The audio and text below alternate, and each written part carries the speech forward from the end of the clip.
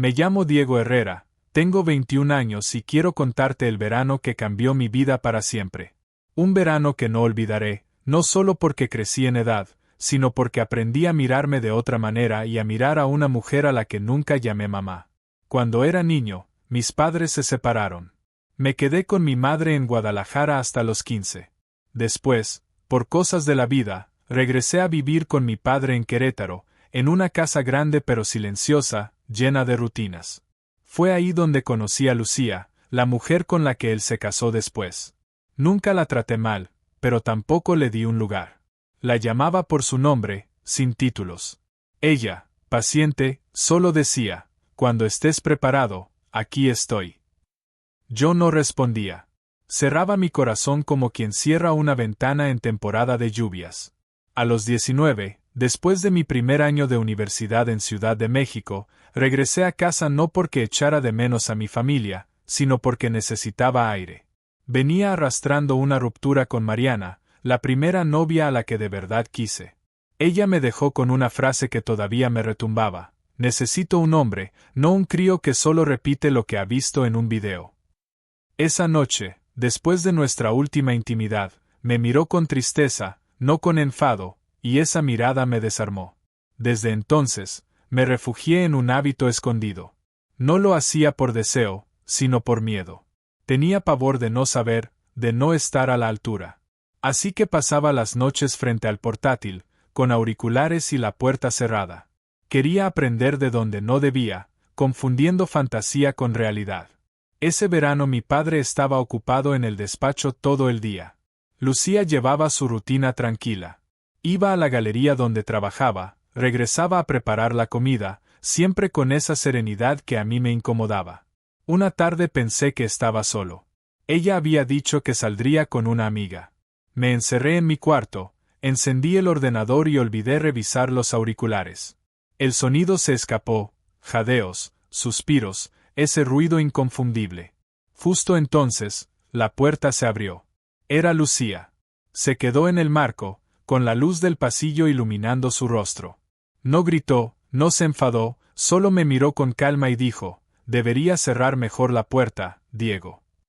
Luego la cerró detrás de ella. El silencio que quedó fue peor que cualquier regaño. Sentí como si me hubieran desnudado el alma. Me tiré en la cama sin cenar, sin dormir. Esperaba que al día siguiente se lo contara todo a mi padre, un sermón, una mirada de decepción, pero no. Al despertar encontré una bandeja con bollería y café de olla frente a mi puerta. Ninguna nota, ningún juicio, solo eso. Me quedé mirando el plato como si fuera un misterio. ¿Por qué no dijo nada? ¿Por qué, en lugar de sentir vergüenza, me invadía un raro agradecimiento? Esa noche no lo supe. Solo entendí que algo había cambiado. Una puerta invisible se había abierto entre nosotros, aunque ninguno de los dos dijera palabra. A la mañana siguiente bajé a la cocina preparado para el silencio incómodo. Imaginaba miradas raras, un comentario indirecto o al menos ese aire de ya hablaremos que suele pesar más que las palabras. Pero nada de eso pasó. Lucía estaba como siempre, con su blusa blanca suelta, el pelo recogido en un moño sencillo, tarareando bajito mientras servía café de olla en la mesa. El olor a alubias refritas y pan recién tostado llenaba el aire. Solo había un detalle distinto. Cuando me vio, me sonrió con suavidad y dijo: siéntate, que los huevos se enfrían. Yo dudé un momento. No sabía si fingir que nada había pasado o disculparme. Al final me senté sin decir palabra. El tenedor en mi mano temblaba un poco. Lucía puso un vaso de zumo de naranja frente a mí. Su voz sonó tranquila, sin rastro de burla ni sermón. Diego, no quiero incomodarte, pero si estás aprendiendo cosas sobre tu cuerpo y sobre lo que sientes, creo que mereces aprenderlas bien. Me quedé mudo. Parte de mí quería desaparecer, pero otra parte se aferraba a escuchar. Por primera vez alguien me hablaba de eso sin risa, sin morbo, sin ridiculizar. No tienes que contestar, continuó ella. Yo también aprendí mal y lo pagué con años de dolor. Levanté la mirada. Era la primera vez que escuchaba un dejo de fragilidad en su voz. Me casé muy joven, confesó. A los 23, con un hombre mayor. Yo no entendía mi cuerpo y él tampoco quiso entenderlo. Para mí la intimidad era obligación, a veces era dolor. Y yo pensaba que así tenía que ser porque una esposa debía complacer a su marido. Hizo una pausa, apretando los labios como quien recuerda una herida ya cicatrizada. Me tomó mucho tiempo entender que nadie puede tocarte si no cuida tus sentimientos. Tragué saliva con dificultad. Sentía que me hablaba desde un lugar que nunca había imaginado en ella. Ya no era la madrastra serena que arreglaba flores y cocinaba en silencio. Era una mujer real, con cicatrices. Si quieres, dijo bajito un día, podríamos ver algo juntos. No para enseñarte técnicas, sino para que sepas que es falso, que es actuación, para que no cargues con esa presión que más perjudica que ayuda. No supe qué responder, solo asentí. Esa misma tarde, cuando mi padre estaba en el despacho, Lucía encendió la tele del salón. Puso un video corto, pausándolo varias veces. Me mostró cómo las cámaras exageraban, cómo los sonidos estaban montados, cómo los gestos eran fingidos. En la vida real, explicó señalando con calma, las personas no se miran así ni se sienten conectadas solo por tocarse el cuerpo. Lo que importa es la atención, el respeto, la conexión. Yo escuchaba entre incómodo y fascinado. Nunca nadie me lo había explicado de esa manera, sin burla, sin tecnicismos, solo con humanidad. Cuando terminó, me miró a los ojos. No había juicio, ni lástima ni superioridad, solo alguien que intentaba guiarme. Esa noche dormí por primera vez en meses sin pesadillas ni culpas. Me repetía una frase que ella había dicho casi sin querer. Alguien que te quiere de verdad no necesita que seas perfecto, solo que sepas comprender. Y supe que a partir de ese día nada volvería a ser igual entre nosotros.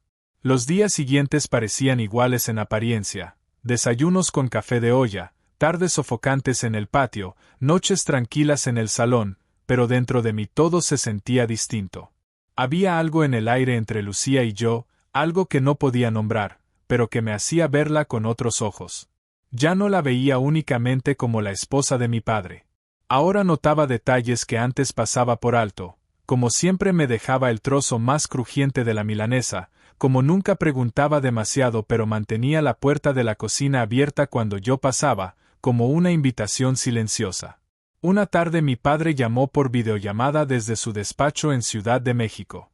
La conexión era mala, pero alcanzamos a cenar juntos con el móvil apoyado en la mesa. Él hablaba de asuntos de clientes y de política. Lucía sonreía y respondía con educación, pero yo noté algo, esa sonrisa no le llegaba a los ojos. Cuando la llamada terminó, el silencio quedó flotando. Yo, sin pensarlo, solté. ¿Eres feliz? Lucía se quedó quieta, con el vaso de agua a medio camino hacia los labios. Bajó la mirada, respiró hondo y preguntó. ¿Lo dices por curiosidad o porque notas que no parezco feliz? Sentí un nudo en la garganta, pero asentí. Ella sonrió con tristeza. Hay personas que prefieren la paz al sentimiento. Tu padre es de esos. Nunca me ha hecho daño, nunca me ha faltado al respeto, pero tampoco me abraza por sorpresa, ni me dice un te quiero bajito. Es un buen hombre, solo, distante. Guardó silencio. Yo también. Y ese silencio pesaba como si alguien hubiera dicho demasiado. Esa noche me costó dormir, no por vergüenza, sino porque empecé a entender algo.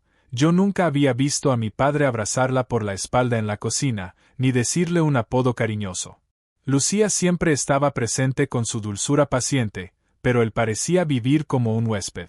Mientras hojeaba libros en la pequeña sala de lectura, encontré uno con notas en tinta morada. El cuerpo lleva la cuenta, un texto sobre trauma y emociones. En las páginas había frases subrayadas con letra de Lucía. A las mujeres no se nos enseña a decir no. El silencio no es perdón. Algunos se tocan para amarse, otros para borrarse. Sentí un estremecimiento. Eran palabras escritas en voz baja, como quien se saca sangre para no asfixiarse. Lo cerré de golpe y lo devolví a su sitio con el corazón acelerado. Esa noche la lluvia golpeaba fuerte contra las ventanas. Se fue la luz y Lucía me llamó desde la cocina. Tenía una vela encendida en medio de la mesa, 2 cuencos de caldo de pollo humeante, como si hubiera preparado un pequeño refugio en mitad de la tormenta. Si no hay luz, cenamos temprano, dijo con calma. Nos sentamos frente a frente, iluminados solo por la llama temblorosa. Por un rato solo se oía la lluvia. Entonces ella preguntó: ¿Alguna vez has querido a alguien sin pruebas? La pregunta me descolocó. La miré tratando de adivinar qué pensaba. Ella sonrió apenas. Me refiero a querer solo porque alguien te mira de verdad. No por lo que aparenta ni por lo que sabe hacer. Solo por ser. Recordé a Mariana. Recordé la frase que me había destrozado. Moví la cabeza en silencio. Lucía miró hacia la ventana y murmuró: Yo sí. Y duele mucho cuando dejas que los demás definan tu valor. Esa noche, al verla a la luz de la vela, ya no la vi como la esposa de mi padre. La vi como mujer, frágil, herida, pero viva. Y entendí que el secreto de esa casa no estaba en los muros ni en los silencios de mi padre. Estaba en ella. El verano avanzaba lento, con esas tardes eternas de calor en Querétaro, donde el aire parece quedarse atrapado entre las paredes. Yo intentaba mantener distancia, pero lo cierto es que cada día me descubría observando a Lucía más de la cuenta. La forma en que se recogía el pelo para cocinar, el leve olor de su perfume a vainilla. El modo en que sus muñecas delgadas brillaban bajo la luz de la cocina. Todo se me quedaba grabado. Sabía que era peligroso. No porque ella hiciera nada indebido, sino porque yo mismo empezaba a sentir que la línea entre respeto y atracción se estaba volviendo demasiado fina. Una tarde regresé de comprar refrescos en la tiendecita de la esquina. La casa estaba en silencio, salvo por el sonido de la olla hirviendo en la encimera. Entré en la cocina y vi a Lucía subida a una silla, estirando el brazo para alcanzar un tarro de especias en la repisa más alta. Déjame, yo lo cojo, dije instintivamente, avanzando hacia ella. Pero en ese momento la silla se tambaleó. Ella perdió el equilibrio. Todo ocurrió en segundos. Intentó sostenerse, pero el pie resbaló. Yo reaccioné por reflejo y la sujeté de la cintura. El peso nos venció a los dos. Caímos juntos al suelo, ella encima de mí, mi espalda contra las baldosas frías. El golpe no fue fuerte, pero el tiempo se congeló. Su rostro quedó a unos centímetros del mío. Podía sentir su respiración agitada, el calor de su cuerpo, el roce involuntario de sus manos apoyadas en mi pecho. Nos miramos con los ojos muy abiertos. No hubo gritos ni risas nerviosas, solo silencio y esa cercanía insoportable. Aparté la vista primero y la ayudé a incorporarse. Perdón, no pensé que fueras a caer tan rápido, balbuceé, frotándome la nuca. Ella se sacudió la falda con calma y sonrió suavemente. No te preocupes, Diego. No me he hecho daño. Después volvió a la estufa como si nada, pero yo me quedé de pie con el corazón desbocado. Esa caída había cambiado algo. No eran sentimientos claros todavía, pero sí una nueva conciencia, la de que entre Lucía y yo existía una cercanía peligrosa, aunque ninguno de los dos la buscara. Esa noche apenas cené. Evité mirarla a los ojos, temiendo que descubriera lo que yo mismo no quería admitir. Y lo más extraño fue que ella también empezó a guardar distancia. Antes solía preguntarme cómo me había ido o dejarme una taza de té en el escritorio. Ahora, después de la cena, se retiraba antes a su habitación y al día siguiente salía temprano rumbo a la galería. Me preguntaba si también lo había sentido, si esa caída no solo me había estremecido a mí, sino también a ella. Mientras me acostaba en mi cuarto, una sola idea me quemaba la cabeza. ¿Qué pasará si volvemos a cruzar esa línea, aunque sea sin querer? Después de aquella caída en la cocina, algo invisible cambió entre nosotros. No hubo palabras, ni reproches, ni explicaciones, pero el ambiente ya no era el mismo. Yo lo sentía en cada gesto. Antes Lucía solía quedarse en el salón después de cenar, leyendo alguna revista o cuidando sus plantas de sombra. Ahora, en cuanto terminábamos de recoger la mesa, se retiraba a su cuarto. Yo también empecé a ser más cauto. Evitaba quedarme demasiado tiempo en la cocina. Si ella estaba allí, no buscaba conversación y, cuando tenía que acercarle algo, lo hacía rápido, sin mirarla directo. Era como si ambos hubiéramos pactado en silencio mantenernos a raya. Una mañana bajé tarde a desayunar. El pan dulce estaba en una cesta cubierta con una servilleta bordada, pero ella se había ido ya a la galería. Sobre la mesa había un recado en su letra delicada. Volví temprano a trabajar. Que tengas buen día. L. Me quedé observando esas líneas como si escondieran algo más. No era frialdad, pero sí distancia. Esa noche, cuando estaba repasando unos apuntes en mi cuarto, escuché un golpecito leve en la puerta. Abrí y allí estaba Lucía bajo la luz amarillenta del pasillo. Tenía un libro grueso entre las manos, cubierto de tela. Creo que esto puede gustarte, dijo en voz baja, extendiéndomelo. Habla de cómo las emociones se quedan en el cuerpo. Si quieres, quédate con él. Lo tomé sin saber qué responder. Ella sonrió apenas y añadió. A veces entender lo que sentimos es más importante que entender lo que hacemos. Asentí en silencio.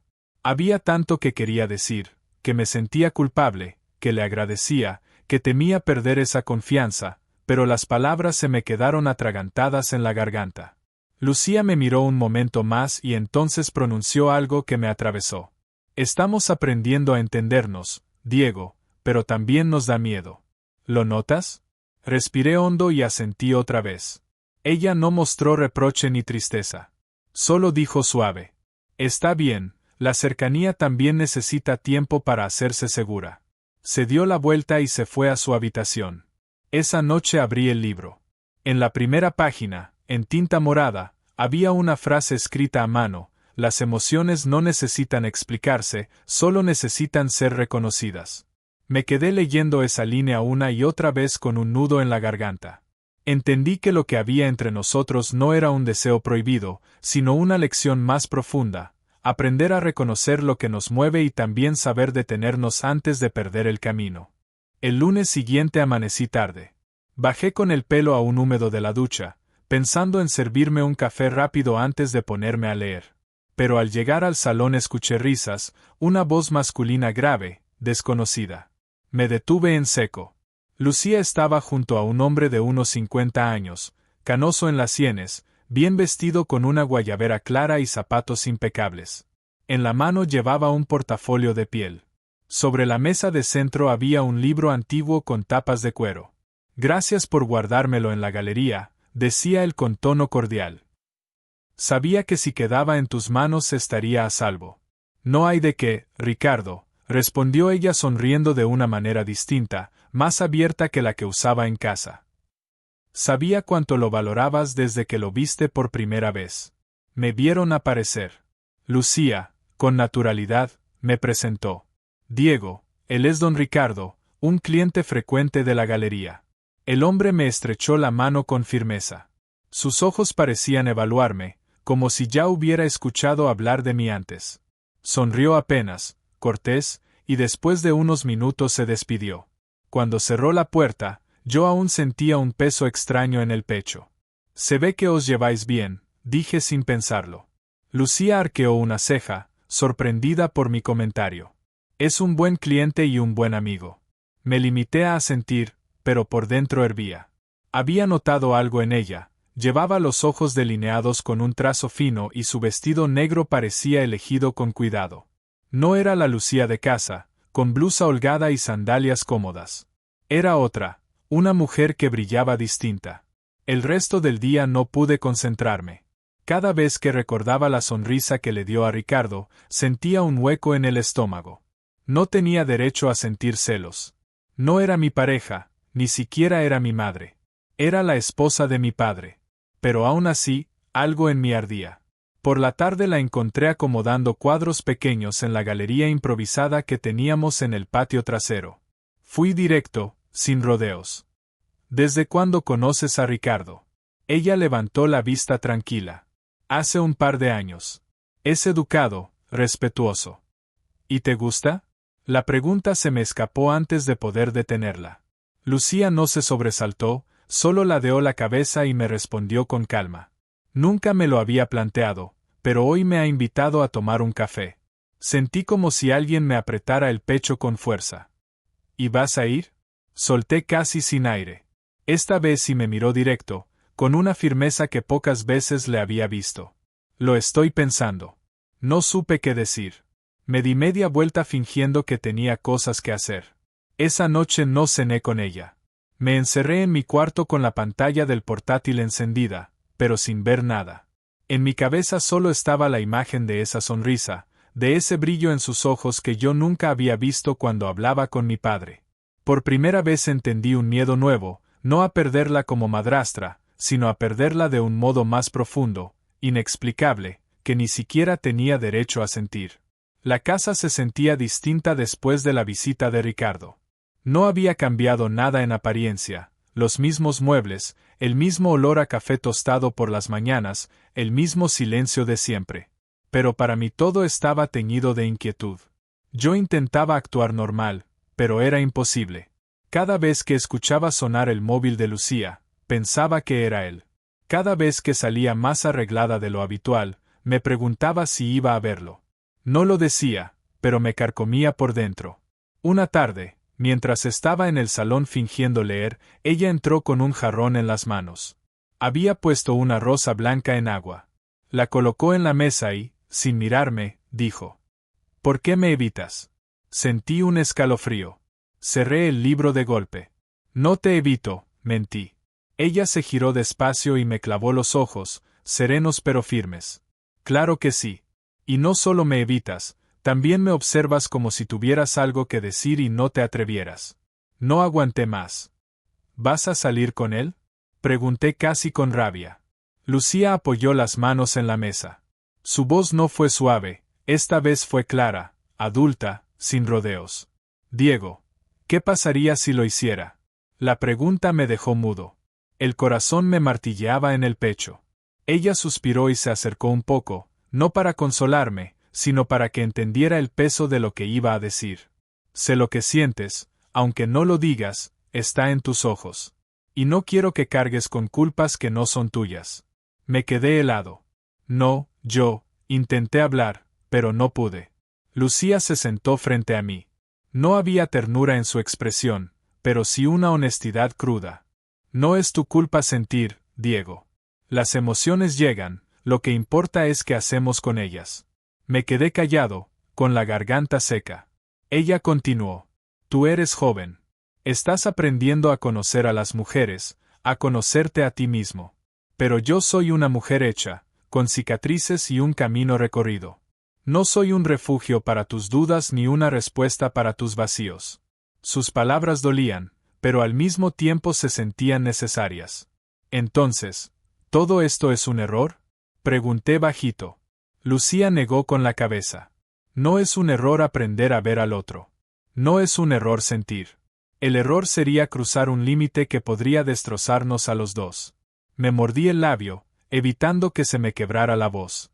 Ella extendió una mano y la posó apenas sobre mi hombro. Ese gesto fue más fuerte que un abrazo. No quiero que me pierdas, Diego, dijo suavemente, pero tampoco quiero que me veas como algo que no soy. Se levantó despacio y, antes de entrar en su habitación, añadió una frase que me quedó grabada. A veces lo más valiente no es acercarse, sino saber detenerse. Me quedé solo en el salón con la rosa blanca frente a mí. Por primera vez, entendí que lo que sentía no era amor ni deseo solamente. Era miedo a perder la única presencia que me había visto sin juzgarme. El verano fue avanzando, pero ya no con la misma confusión. Después de aquella conversación con Lucía, las cosas cambiaron. No de golpe, sino como cuando la lluvia arrastra lentamente el polvo de las calles hasta que el aire se siente distinto. No volvimos a tocar el tema. Ella siguió con sus rutinas, la galería, las plantas, la cocina, con sus aromas a cilantro y canela. Yo, en cambio, empecé a salir más. Volví a reunirme con amigos en la Plaza Mayor, a tomar café en la fonda de Don Manuel, a caminar por el centro de Querétaro, mirando los portales coloniales que antes pasaba de largo. Era como si la ciudad me estuviera diciendo: crece, pero sin cargar con lo que no te corresponde. Una tarde, Lucía me encontró en el patio leyendo el libro que me había prestado. Se acercó con 2 tazas de té de manzanilla y se sentó frente a mí. ¿Qué has aprendido?, preguntó. Levanté la vista. Ya no la miraba con el mismo vértigo. Había dolor todavía, sí, pero también una claridad nueva. Que no todo lo que sentimos debe convertirse en acción, que a veces basta con reconocerlo y dejarlo estar. Lucía sonrió, y esa vez su sonrisa sí llegó a los ojos. Exacto, respondió. Los sentimientos también necesitan su lugar. No siempre son para poseer, a veces son solo para aprender. En ese momento entendí que ella había sido un puente en mi vida, un puente hacia la madurez, hacia una mirada más honesta sobre lo que significa querer y respetar. No era la esposa de mi padre, ni la mujer inalcanzable que me desvelaba. Era alguien que había elegido guiarme en silencio, sin dejar que yo confundiera gratitud con deseo. La semana siguiente, antes de regresar a la universidad, dejé una nota dentro del libro, justo en la página donde había escrito aquella frase en tinta morada. La mía decía: gracias por no darme la espalda cuando más lo necesitaba. No esperaba que lo leyera ni buscaba respuesta. Solo quería dejar constancia de que ese verano me había cambiado. La mañana de mi partida encontré en la mesa de la cocina un vaso de zumo, debajo, un pequeño papel doblado. Al abrirlo vi 4 palabras escritas con su letra delicada: aquí estaré siempre. Subí al autobús con el corazón apretado, mirando cómo la ciudad quedaba atrás. Por primera vez en mucho tiempo no me sentía un niño derrotado ni un joven perdido entre culpas. Me sentía alguien que había aprendido a detenerse, a escuchar, a reconocer sus emociones sin dejar que lo arrastrasen. El verano terminó, pero la lección de Lucía se quedó conmigo, que la verdadera madurez no está en saber conquistar, sino en aprender a respetar.